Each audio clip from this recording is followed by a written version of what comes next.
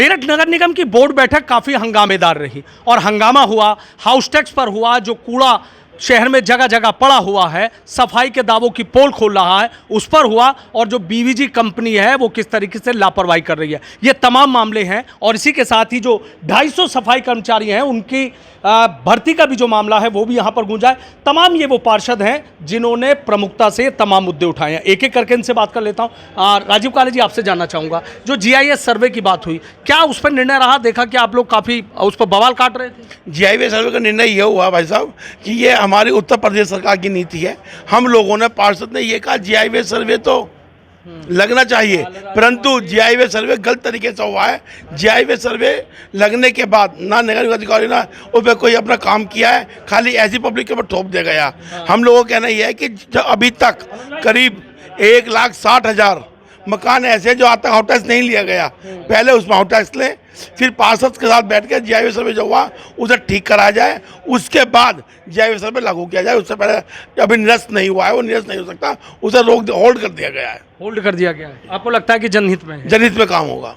आपने सफाई कर्मचारियों की समस्याएं उठाई थी, कहा था कि 250 कर्मचारी भर्ती होने चाहिए। हाँ, 250 कर्मचारी भर्ती होनी चाहिए। इससे पूर्व में जो कार्यकारिणी की बैठक हुई है उसमें भी ये चीज़ें पास हो चुकी थी और अब मैं तो निगम के माध्यम से ये आशा करूंगा कि जल्द से जल्द 250 कर्मचारियों की नियुक्ति की जाएगी। किस बात को लेकर बेहद तल्ख तेवर में आ गए थे? गुस्से में नजर आ रहे थे आप बोर्ड में? नहीं, गुस्सा नहीं है। मेरे मन का जो आक्रोश था, वो जनता, जो हमारे सफाई कर्मचारी, उनका जो आक्रोश मुझ तक आया, वो पीड़ा उनकी मेरे अंदर आई और उसे मैंने अपने मुख से बाहर निकाली है। जैसे कि कुछ वार्डों में बताया जा रहा था कि जो कर्मचारियों से पार्षद अपने घर में झाड़ू पोछा करा रहे हैं, अपनी छतों पर कबूतर की बीट साफ करा रहे हैं, ऐसी बात को लेकर के मैंने बात रखी थी और कहा भी था अगर पुनर्वर्ती इस बात की हुई तो डंडे से बात करेंगे। अच्छा, ऐसा नहीं होना चाहिए, ऐसा नहीं होना चाहिए। आप क्या आश्वासन मिला? 250 कर्मचारी भर्ती होंगे? हाँ, पूर्ण रूप से आश्वासित है और अगर जो बोर्ड में कोई चीज़ बात कही गई है और प्रोसीडिंग में वो आ जाएगी तो लगभग मुझे लगता है कि 250 कर्मचारी की नियुक्ति होगी। और इसमें मैं इंक्लूड भी करना चाहता हूँ आपके माध्यम से कि उन परिवारों में वो तैनाती की जाएगी, उन परिवारों में वो नियुक्ति होगी जिनमें कोई ऐसी व्यवस्था नहीं है रोजगार की, उनमें दी जाएगी। उनमें दी जाएगी। आपने क्या मुद्दा उठाया? जी, मुद्दा हमने सफाई कर्मचारियों का समर्थन किया है क्योंकि हम सफाई कर्मचारी समाज से आते हैं और ये पीड़ा है, ये पार्षदों की पीड़ा है क्योंकि वार्डों में कर्मचारी कम हो रहे हैं। कर्मचारी रिटायरमेंट होने के बाद कोई नियुक्ति नहीं हो पाती है, इस वजह से वार्डों में कर्मचारी कम होते जा रहे हैं लगातार। तो 250 कर्मचारी की नियुक्ति होने से कर्मचारी वार्डों में पर्याप्त होंगे, सफाई व्यवस्था जो ठप है वो सुचारू रूप से चालू होगी और सफाई कर्मचारी बढ़ने से वार्डों की सफाई व्यवस्था अच्छी तरीके से हो पाएगी। आपने क्या आपका टैक्स वाला जो मुद्दा? टैक्स का वाला मुद्दा है। हमारे वार्ड में जो है 34 मीटर के मकान हैं जो कि 100 मीटर के दिखा रखे हैं और उन पर जो है बहुत ज़्यादा टैक्स भेज रखा है, जो कि 500 गज के जो मकान बने हुए हैं, 300 गज के मकान बना हुए हैं, उन पे जो है कम टैक्स है और 34 मीटर वालों पे जो है 19 हज़ार रुपये का टैक्स इन्होंने लागू कर रखा है। इसलिए जो ये खामियां दूर करके नए तरीके से सर्वे करके जो है टैक्स की जो है लागू किया जाए। अनुज जी, आप मुझे बताइए, आपने जो बीवीजी का मामला उठाया, आपको लग रहा है घालमेल चल रहा है क्या? बहुत बड़ा भ्रष्टाचार आएगा सामने।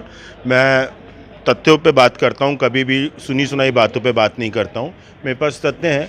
1.25 करोड़ रुपए से 1.5 करोड़ रुपए महीना नगर निगम मेरठ बीवीजी को दे रहा है।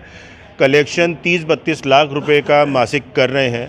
6.5 करोड़ रुपए अभी नगर स्वास्थ्य अधिकारी प्रभारी डॉक्टर हरपाल जी ने बताया कि 6.5 करोड़ रुपए हम इकट्ठे कर चुके हैं। 2 साल में मात्र 6.5 करोड़ रुपए इकट्ठे करे हैं। हम उन्हें लगातार पैसे देते जा रहे हैं। उनकी सर्विसेज अच्छी है नहीं।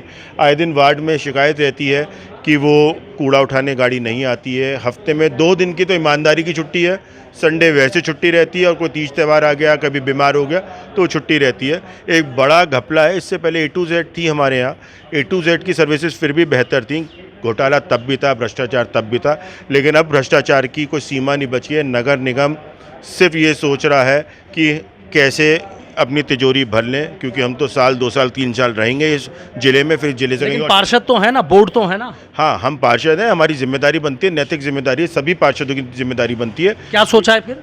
हमने अब ये सोचा है कि अभी सारे बैठेंगे, सदन में दोबारा से बैठक शुरू होगी, उसके बाद हम आपस में पार्टी के साथ बैठेंगे, पार्टी के सारे पदाधिकारी के सामने ये सब रखेंगे उस नेतृत्व अपने, और उसका जो भी रूपरेखा बनेगी, रणनीति बनेगी, उसके तहत नगर निगम पे अगर हल्ला बोलना होगा तो हम हल्ला बोलेंगे। बीवीजी को या तो भगाएंगे या उनकी सर्विसेज दुरुस्त करेंगे। सर्विसेज उनकी दुरुस्त करेंगे। आप देख रहा था लाइटें ठीक नहीं हो रही, लाइटों को लेकर बड़ा हंगामा कर रहे थे। लाइटें ये पिछली दफ़े भी जो दिवाली का त्यौहार था और भी त्यौहार थे हमारे, तो उस वक़्त भी ये बात हुई कि इन्हें जो है लाइटें देंगे, चूँकि क्षेत्र में मांग रहती है लाइटों की, त्योहार है बिजली का, लाइट का। तो जब से हमारा नया बोर्ड बना है, जब से आज तक इन्होंने कोई भी उसमें प्रोग्रेस नहीं की। और अब भी चूँकि मुद्दा फिर दोबारा से उठा, फिर त्यौहार आ रहा है, तो आज तक इन्होंने कहीं भी ना तो रिपेयरिंग हो रही है, ना इन्हें रिपेयरिंग का सामान इनके पास है।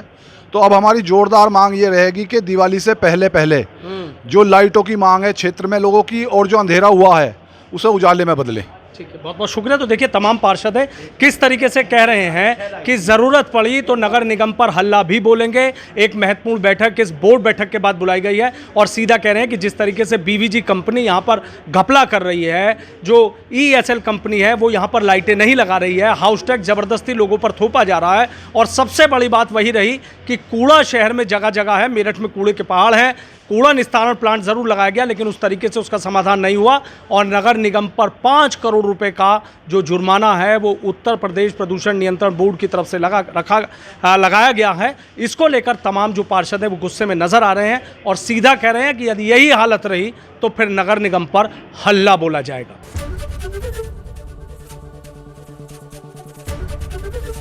ABP गंगा, खबर आपकी, जुबान आपकी।